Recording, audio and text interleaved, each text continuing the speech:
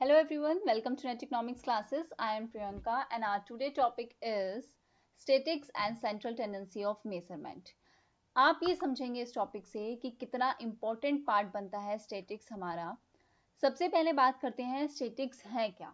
इसके साथ साथ हम इसके प्रीवियस ईयर क्वेश्चंस भी करेंगे जिससे आपको इस टॉपिक की इंपॉर्टेंस समझ में आए।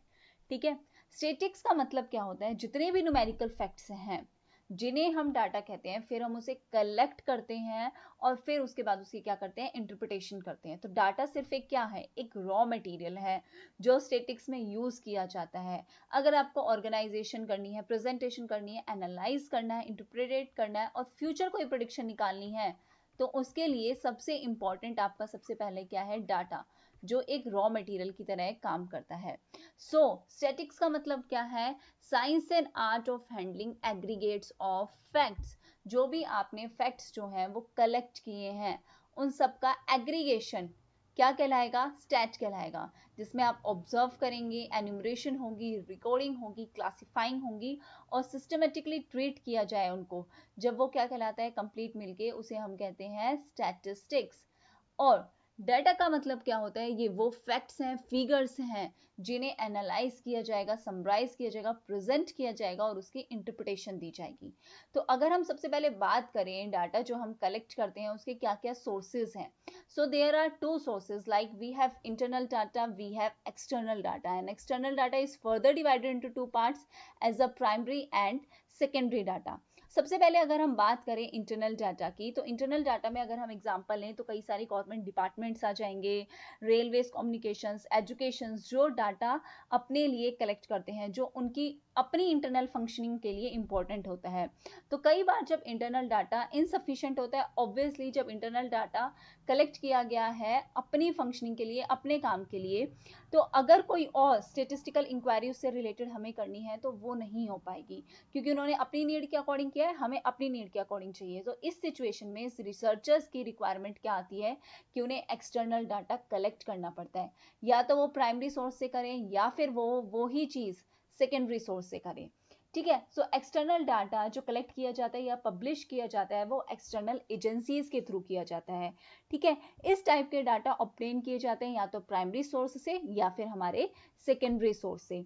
तो सबसे पहले अगर हम प्राइमरी डाटा की बात करें तो ये हमारा ओरिजिनल होता है और इसे हम फर्स्ट हैंड इंफॉर्मेशन भी कहते हैं।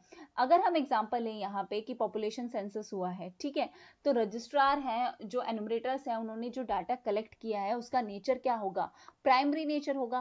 फर्स्ट थिंग, फर्स्ट ओरिजिनल, बिल्कुल मैंने खुद जाके सारी चीजें कलेक्ट की हैं, तो वो इंक्लूड हो जाता है हमारे प्राइमरी में। लेकिन अगर हम बात करें सेकेंडरी डाटा की, तो सेकेंडरी डाटा क्या होता है, जो पहले से ही कलेक्टेड है, the data which is already been collected by a sources other than the present investigator. अगर मान लो मुझे कोई पर्टिकुलर डाटा चाहिए और मुझे लगता है कि इससे रिलेटेड पहले से ही डाटा पब्लिश हो चुका है, तो मैं दोबारा एक्सपेंस क्यों करूंगी, क्यों खर्चा करूंगी उस चीज के ऊपर जब मुझे डाटा अवेलेबल है। तो ऑलरेडी पब्लिश्ड सोर्स से अगर मुझे वो डाटा मिल जाता है तो क्या रिक्वायरमेंट बनती है, तो वो आ जाते हैं सेकेंडरी डाटा में। ठीक है, अगर हम इसकी बात करें तो डाटा जिसके हाथ में सबसे पहले है, एक पर्सन के हाथ में, वो प्राइमरी कहलाएगा, और वही डाटा जब दूसरे पर्सन के हाथ में चला जाएगा तो वो क्या कहलाएगा, सेकेंडरी डाटा कहलाएगा। अब हम कुछ स्टेटिस्टिकल लैंग्वेजेस पढ़ते हैं जो स्टैट में इनका क्या मतलब है। सबसे पहले हमारे पास वर्ड आता है वेरिएबल और कांस्टेंट का। तो अगर हम स्टेटिक्स की बात करें तो यहाँ पे एट्रीब्यूट्स, कैरेक्टरिस्टिक्स जिनके एक से ज्यादा वैल्यू हो वो क्या कहलाई जाएगी, हमारी वेरिएबल, और जिनकी सिर्फ एक सिंगल वैल्यू होगी वो कहलाई जाएंगे हमारी कांस्टेंट। ठीक है, अगर हम इसका एक एग्जांपल लें तो अगर हम देखते हैं नंबर ऑफ हाउसहोल्ड्स का स्पेंडिंग पैटर्न क्या है नंबर ऑफ चिल्ड्रंस पे, तो देखो नंबर ऑफ हाउसहोल्ड्स, जितने भी हाउसहोल्ड्स हैं उनके, ऐसा तो नहीं है कि अगर हम चिल्ड्रंस की बात करें तो सबके घर में सिर्फ एक या दो ही होंगे, नहीं, या तीन ही होंगे, नहीं, किसी के घर में वन चाइल्ड होगा, किसी में टू होगा, किसी में थ्री होंगे चिल्ड्रन। सो यहाँ पे जो डाटा होगा वो होगा वेरिएबल। ठीक है, उसकी एक से ज्यादा वैल्यू है। लेकिन अगर हम यहाँ पे एक और एग्जांपल लें और देखें कि हम स्पेंडिंग पैटर्न देख रहे हैं हाउस होल्ड्स का जिनके घर में 3 चिल्ड्रंस हैं, ठीक है, तो यहाँ पे जो डाटा कहलाया जाएगा वो क्या कहलाया जाएगा, कांस्टेंट कहलाया जाएगा। ठीक है, इसकी सिर्फ एक ही वैल्यू है। सो यहाँ सो नेक्स्ट अगर हम बात करें आगे, नेक्स्ट हमारा टॉपिक आ जाता है स्टैटिक्स, डिस्क्रीट एंड वेरिएबल का। डिस्क्रीट और वेरिएबल में हम क्या देखेंगे, डिस्क्रीट कॉन्टिन्यूअस में सबसे पहले डिस्क्रीट की अगर हम बात की जाए तो क्वांटिटेटिव वेरिएबल दो पार्ट्स में डिवाइड होगा, डिस्क्रीट में होगा और कॉन्टिन्यूअस में होगा। ठीक है, डिस्क्रीट में और कॉन्टिन्यूअस में। सबसे पहले अगर हम डिस्क्रीट वेरिएबल की बात करें तो डिस्क्रीट वेरिएबल सिर्फ क्या लेते हैं, सर्टेन वैल्यूज जो क्लियरली एक दूसरे से क्या है, बिल्कुल सेपरेट है। लेकिन वहीं अगर हम बात करें कॉन्टिन्यूअस वेरिएबल्स की तो यहाँ पे जो है कोई भी वैल्यू लेंगे लेकिन वो वैल्यू क्या होगी, एक प्रॉपर इंटरवल होगा, उनके बीच में एक गैप होगा, वो आ जाएंगे कॉन्टिन्यूअस में। डिस्क्रीट में ऐसी वैल्यूज होंगी जो एक दूसरे से बिल्कुल क्या होंगी, सेपरेट होंगी। यहाँ पे देखो अगर आप कई बार निकालते हो कि आपको डिस्क्रीट गिवन है, डिस्क्रीट टेबल गिवन है, कॉन्टिन्यूअस टेबल गिवन है, तो अगर अब आपको निकालना है अर्थ मीन, मीडियन, मोड, ये सारी चीजें वो हम आगे समझेंगे। नेक्स्ट हमारे पास आती है कार्डिनल और ऑर्डिनल। तो ये तो आप सबको पता ही होगा, कार्डिनल में क्या होते हैं, नंबर्स लिए जाते हैं लाइक 1 2 3 4, जिसमें आपकी जो कैलकुलेशन है लाइक एडिशन हो गया, सब्ट्रैक्शन हो गया, डिवीजन हो गया, मल्टीप्लिकेशन हो गया, वो हो सकता है। लेकिन अगर हम यहाँ ऑर्डिनल की बात करें तो यहाँ पे सिर्फ बात होती है सिर्फ किसकी, रैंकिंग की। रैंकिंग तो अगर हम बात करें इसमें स्टेटिस्टिकल टेक्निक जो है वो क्रिएट की जाती हैं, वो क्वांटिटेटिव एस्पेक्ट्स को एनालाइज करती हैं, जिसमें हमारे ऑर्डिनल की कोई काम ही नहीं होता, रैंकिंग का कोई काम ही नहीं होता। इसलिए कई बार बहुत ही मीनिंगलेस होता है और मिसलीडिंग होता है कि अगर स्टेटिस्टिकल टेक्निक्स जो है वो रैंकिंग के बेसिस पे यूज की जाए। ठीक है, तो कई सारी स्टेटिस्टिकल टेक्निक जो हैं जो क्वांटिटेटिव कलेक्ट करती हैं वो एप्लीकेबल ही नहीं होती ऑर्डिनल डाटा पे, ऑर्डिनल में हो रही है सिर्फ रैंकिंग, इसलिए मीनिंगलेस होता है। नेक्स्ट हमारे पास टॉपिक आता है पॉपुलेशन का और सैंपल का। इसमें भी डिफरेंस है अगर हम देखें तो ध्यान से। तो पॉपुलेशन का अगर हम बात करें तो पॉपुलेशन का मतलब होता है एक कंप्लीट सेट ऑफ पीपल या थिंग्स जो हमारी पर्टिकुलर स्टडी के लिए इंपॉर्टेंट है। मतलब जितने भी टोटल नंबर ऑफ आइटम्स जो हमने लिए हैं अपने साइज ऑफ पॉपुलेशन में, जितनी भी हुई है, ठीक है, टोटल नंबर जो होगा वो पॉपुलेशन कहलाया जाएगा। तो पॉपुलेशन क्या है, पॉपुलेशन में हम कंप्लीट कलेक्शन की स्टडी की जाएगी, यहाँ पे सारे सब्जेक्ट सब कुछ लिया जाएगा। ठीक है, नेक्स्ट अगर हम सैंपल की बात करें तो sample in comparison to population एक स्मॉलर ग्रुप ऑफ पीपल है जो इस कंप्लीट सेट में से लिया जाता है। पॉपुलेशन जो है, सैंपल एक नैरो टर्म है और पॉपुलेशन एक ब्रॉड टर्म है। ठीक है, सैंपल में क्या होता है, ये स्मॉलर ग्रुप है जहां से कंप्लीट सेट से ये डाटा कलेक्ट किया जाता है। तो अगर हम यहाँ पे स्टैटिस्टिक्स की बात करें तो स्टैटिस्टिक्स में अधिकतर जो बात होती है वो होती है सैंपल की। ठीक है, जो सैंपल कलेक्शन होती है। अब हम बात करते हैं मेजर्स ऑफ सेंट्रल टेंडेंसी के बारे में। तो यहाँ से क्वेश्चन आता है इकोनॉमिस्ट के बारे में कि कौन से इकोनॉमिस्ट हैं जिन्होंने डेफिनेशन दी है इसके बारे में, बड़ी ही फेमस। तो आ जाते हैं बोले, यहाँ से आपका 1 नंबर 2 नंबर पक्के हो जाते हैं, यहाँ से क्वेश्चन आता ही है। ठीक है, प्रोफेसर बोले हैं, उन्होंने क्या डेफिनेशन दी है, मेजर ऑफ सेंट्रल टेंडेंसी या फिर एवरेज। ये क्या है, are statistical constants which enable us to comprehend in a single effort the significance of whole। हमारे पास कंप्लीट डाटा है, कंप्लीट। अब इन सब में से हमारे लिए क्या सिग्निफिकेंस है उसकी वैल्यू निकाल के देना क्या कहलाती है, सेंट्रल टेंडेंसी की मेजरमेंट। ये ही हम करते हैं। अब सब कुछ तो पढ़ ही लेगा हर कोई, लेकिन उसमें से हमारे लिए क्या सिग्निफिकेंट है, एक ही एफर्ट में एक ही कैलकुलेशन से हम पूरी वैल्यू निकाल सकते हैं। ठीक है, यहाँ अगर हम बात करें, देखो डाटा समराइजेशन इंपॉर्टेंट होता है। ठीक है, अगर हम कोई भी स्टेटिस्टिकल एनालिसिस कर रहे हैं तो हमें इंटरप्रिटेशन पता होनी चाहिए उसकी क्या है। तो जो भी वैल्यू है सेंट्रल टेंडेंसी की उसको हम क्या बोलते हैं, सेंट्रल वैल्यू बोलते हैं, जो हम एवरी डे यूज करते हैं, एवरीडे लैंग्वेज में हमारी यूज की जाती है। इसलिए कई बार रोज हम रेगुलरली इन चीजों को क्या कहते हैं, एवरेज कहते हैं, कि हम एवरेज निकाल रहे हैं। ठीक है, सेंट्रल टेंडेंसी हम बहुत कम कहते हैं, हम नॉर्मली इसको क्या बोलते हैं, एवरेज बोलते हैं। अब अगर हम बात करें सबसे पहले ऑब्जेक्टिव की, तो ये क्या ऑब्जेक्टिव है कि हम सेंट्रल टेंडेंसी मेजर कर रहे हैं, यहाँ से आपका एजर्शन रीजन का क्वेश्चन बनता है। ठीक है, सबसे पहले to condense data in a single value, एक सिंगल वैल्यू में डाटा को लेके आना और कंपैरिजन करना। अगर मेरे पास आसानी से गिवन है कि यहाँ से मुझे 33.6% मिला है, यहाँ से मुझे 40% मिला है इस डाटा से, तो मैं सिर्फ ये एक सिंगल वैल्यू देख के पूरे डाटा के बारे में बता सकती हूँ आसानी से। ठीक है, तो अगर हम बात करें एवरेज जो है उसका अलग अलग मतलब लिया जाता है।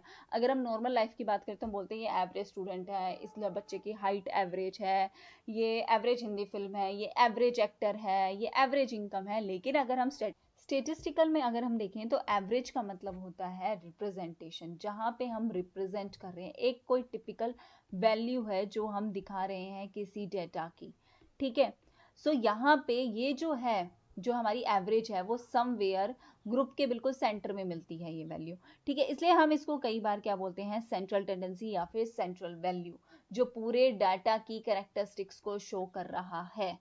अब अगर हम आगे बात करें तो हमारी जो सेंट्रल टेंडेंसी है, 5 अल्टरनेटिव्स हैं इसको मेजर करने के लिए। हमारे पास है arithmetic mean, harmonic mean, geometric mean, median और मोड। एक एक करके हम इन सबको समझेंगे, ठीक है। सबसे पहले अगर हम मीन की बात करें तो यहाँ पे 3 इकोनॉमिस्ट हैं, उनकी बात होती है। यहाँ से क्वेश्चन आता है, क्लार्क है, क्रॉक्सटन है और कॉर्डन है। ये जो है इन लोगों ने मीन की बात की है। क्लार्क ने क्या बोला है कि एक सिंगल फिगर को जब डिस्क्राइब कर देते हैं, पूरे ग्रुप के सिंगल फिगर को अगर हम डिस्क्राइब कर दे तो वो एवरेज होता है। ये क्लार्क के अकॉर्डिंग है। क्रॉक्सटन और कॉर्डन के अकॉर्डिंग अगर हम देखें तो एवरेज क्या है, एक सिंगल वैल्यू है जो रेंज के अंदर अंदर है, जो सारे डाटा को रिप्रेजेंट करती है। तो एवरेज क्या है, उस रेंज के अंदर अंदर ही हमारी एवरेज निकलेगी, और कई बार हम इसे मेजर ऑफ सेंट्रल वैल्यू भी कहते हैं। तो बात तो एक ही है, एक सिंगल वैल्यू जो रेंज डाटा की रेंज में है, जो रिप्रेजेंट, जो यूज की जाती है, किस लिए, पूरी सीरीज की वैल्यू को रिप्रेजेंट करने के लिए, वो आ जाते हैं हमारे मीन में, ठीक है। नेक्स्ट अगर हम यहाँ पे मीन की बात करें तो अर्थमेटिक मीन में एक और चीज आती है। अगर हमें निकालनी है, मान लो पॉपुलेशन मीन, पॉपुलेशन मीन निकालने के लिए एक टर्म है हमारी जो यूज की जाती है, म्यू, जिसका एक साइन है जिसको हम ऐसे डिनोट करते हैं, ठीक है।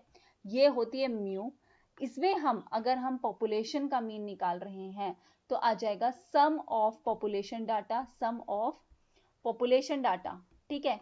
पॉपुलेशन डाटा का सम अपॉन में पॉपुलेशन साइज मतलब n, यहाँ पे हम क्या लेंगे, summation of x upon n। Next अगर वही हम सैंपल मीन की बात करें, हमने दो की बात की है, पॉपुलेशन की भी और सैंपल की। पॉपुलेशन एक कंप्लीट सेट है, सैंपल उसका एक पार्ट है। सैंपल की अगर हम बात करें तो यहाँ अगर हम निकालते हैं तो ये आता है sum of sample data, sample data का sum divided by sample size, sample का जो साइज है, summation of x upon n। अब देखो इसमें डिफरेंस है, फॉर्मूले में भी डिफरेंस है। यहाँ पे पूछा जाता है ये पॉपुलेशन का है फॉर्मूला और ये सैंपल का है, ठीक है। अब मोस्ट कॉमनली जो है सेंट्रल टेंडेंसी को मेजर करने के लिए अर्थमेटिक मीन, मीडियन और मोड, इनका यूज किया जाता है, ठीक है। अगर हम मीन की बात करें तो मीन के काफी सारे कैरेक्टरिस्टिक्स हैं। ये रिजिडली डिफाइंड है, ये सारी वैल्यूज पे बेस्ड है, बहुत ही सैम्पलिंग फ्लक्चुएशन से इस पे ज्यादा इफेक्ट नहीं पड़ता है। अगर इसके डीमेरिट्स की बात करें कि अगर हमारी ऑब्जर्वेशन में से कोई ऑब्जर्वेशन मिसिंग है तो हम कैलकुलेट नहीं कर पाएंगे, ठीक है। यहाँ पे ये ग्राफिकली भी लोकेट नहीं किया जा सकता, ठीक है।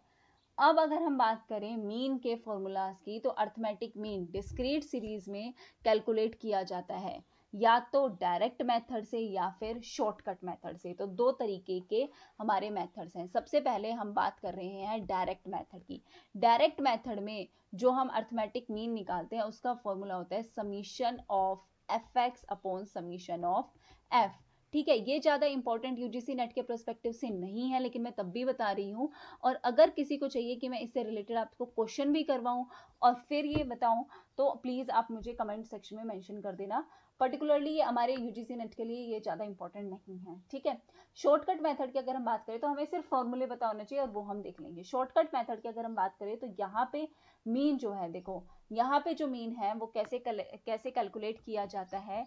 यहाँ पे हम एज्यूम्ड वैल्यू लेते हैं, फिर summation of F D upon summation of F, ये हमारा निकाला जाता है शॉर्टकट मेथड से, ठीक है। यहाँ पे एफ डी का मतलब क्या होता है, सम ऑफ डेविएशंस जो हमने एज्यूम मीन से निकाली है, ठीक है। एज्यूम मीन निकालेंगे, फिर सम ऑफ डेविएशंस निकालेंगे और ये है हमारी सम ऑफ फ्रीक्वेंसीज, ठीक है। नेक्स्ट आगे अगर हम बात करें, अर्थमेटिक मीन हमारी कॉन्टिन्यूअस सीरीज से भी निकलता है और इसमें भी हमारे डायरेक्ट मेथड और शॉर्टकट मेथड दोनों ही यूज होते हैं। अगर हम यहाँ पे डायरेक्ट मेथड की बात करें तो डायरेक्ट मेथड में जो हम अर्थमेटिक मीन निकाल रहे हैं उसमें हम कौन से फॉर्मूले से निकालेंगे, summation of F M upon summation of F. यहाँ पे एफ एम का मतलब क्या होता है, यहाँ पे हम निकालते हैं मिड पॉइंट्स, फिर उसको मल्टीप्लाई करते हैं फ्रीक्वेंसी से और हमारी निकल जाती है एफ एम। एफ की बात करें तो ये सम ऑफ फ्रीक्वेंसीज है। मिड पॉइंट की अगर हम बात करें तो मिड पॉइंट हम lower limit plus upper limit divided by 2, mid point निकाला। मिड पॉइंट निकालने के बाद हमने उसे फ्रीक्वेंसी से मल्टीप्लाई किया, समीशन ऑफ एफ एम किया और डिवाइडेड बाय एफ किया।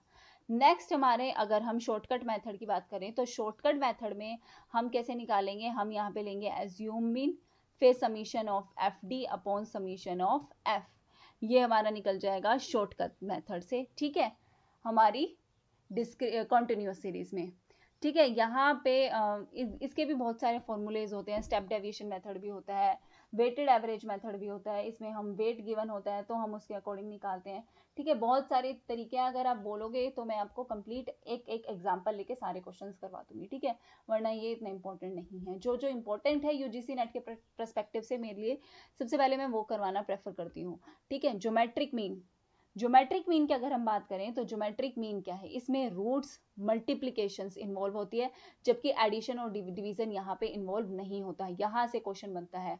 ठीक है, रूट्स मल्टीप्लिकेशन एड इन्वॉल्व है ज्योमेट्रिक मीन में या नहीं है। दूसरी बात, ये किस लिए यूज किया जाता है, यूज्ड इन फाइनेंस, क्या कैलकुलेट करने के लिए, एवरेज ग्रोथ रेट कैलकुलेट करने के लिए, और कई बार हम इसे कंपाउंडेड एनुअल ग्रोथ रेट भी कहते हैं। लाइक फॉर एग्जांपल आपके पास क्वेश्चन गिवन है कि you have set of 5 values, 5 values आपके पास गिवन है। जैसे मान लो आपके पास वो 5 वैल्यूज हैं 1 2 3 2 और 7। अब बोला जाए इसका आप ज्योमेट्रिक मीन निकालोगे, तो ज्योमेट्रिक मीन आप क्या कैसे निकालोगे, 5 वैल्यूज हैं, इसका अंडर रूट करोगे, अंदर इसकी मल्टीप्लीकेशन करोगे और इसे आप निकाल दोगे। ठीक है, इसको मल्टीप्लाई किया 84, ये इसको सॉल्व करके आ जाएगा 2.43। ठीक है, ये भी नहीं पूछा जाता, लेकिन मैं एज ए फॉर्मूला सिर्फ आपको बता रही हूँ। ठीक है, फॉर्मूला अगर हम इसका देखें तो इसका फॉर्मूला क्या होगा, नंबर ऑफ टर्म्स, फिर उसे अंडर रूट में ले लेंगे, x1 x2 x3 x4 and so on xn तक, इन सब के बीच में मल्टीप्लीकेशन। ठीक है, फॉर्मूला ही मेनली इससे पूछा जाता है, या फिर यहाँ से जो क्वेश्चन बनता है मेरिट्स और डिमेरिट्स का भी बनता है। मेरिट्स की बात करें तो यहाँ पे भी ये किसके ऊपर बेस्ड है, हमारी ज्योमेट्रिक मीन जो निकलता है गिवन डाटा पे बेस्ड है, फर्दर मैथमेटिकल ट्रीटमेंट में भी ये कैपेबल है। डीमेरिट्स की बात करें, अगर किसी भी डाटा की वैल्यू 0 है तो ज्योमेट्रिक मीन भी क्या निकलेगा, 0। ये इंपॉर्टेंट है, किसी भी डाटा की वैल्यू अगर 0 है तो ज्योमेट्रिक मीन भी 0 निकलेगा, और अगर कोई इंफॉर्मेशन मिसिंग है तो हम ज्योमेट्रिक मीन नहीं निकाल सकते हैं। ठीक है, नेक्स्ट हमारा जो आता है यहाँ पे वो आता है हार्मोनिक मीन। हार्मोनिक मीन की अगर हम बात करें तो हार्मोनिक मीन को डिफाइन कैसे किया जाता है, ये रेसिप्रोकल होता है। ठीक है, एवरेज का रेसिप्रोकल। लाइक फॉर एग्जांपल आपके पास हार्मोनिक मीन गिवन है 4 5 और 10। अब बोला जाए इसका आप हार्मोनिक मीन निकालो तो कैसे निकालोगे, 1/4 प्लस 1/5 प्लस 1/10, इन सब का रेसिप्रोकल करोगे, इसको सॉल्व कर दोगे। ठीक है, अब ये पर्टिकुलरली यूज किया जाता है जहां पे टाइम और रेट जो है वो इन्वॉल्व है, जहां पे टाइम और रेट्स इन्वॉल्व हैं वहां पे हार्मोनिक मीन यूज किया जाता है। दूसरी अगर हम इसको देखें तो अगर हम इसे सॉल्व कर रहे हैं तो यहाँ पे हम एक स्मॉलेस्ट आइटम को ज्यादा वेट दे रहे हैं, कंपैरेटिवली हम लार्जेस्ट आइटम को स्मॉलेस्ट वेट दे रहे हैं। ये इसकी सबसे बड़ी डिसएडवांटेज है हार्मोनिक मीन की। ठीक है, नेक्स्ट आगे अगर हम बात करें रिलेशनशिप की, अर्थमेटिक मीन, ज्योमेट्रिक मीन और हार्मोनिक मीन में रिलेशनशिप कैसा होता है, तो arithmetic mean greater than or equal to geometric mean and it is greater than equal to harmonic mean। यहां से भी क्वेश्चन जो है वो आता है। ठीक है, वो तो हम जब सारे प्रीवियस ईयर क्वेश्चन करेंगे तब आपको पता चल जाएगा कि ये सारी चीजें कितनी ज्यादा इंपॉर्टेंट है। नेक्स्ट आगे अगर हम डिस्कस करें मीडियन के बारे में तो यहाँ पे दो इकोनॉमिस्ट हैं, ब्लूमर्स और लेडिस्की।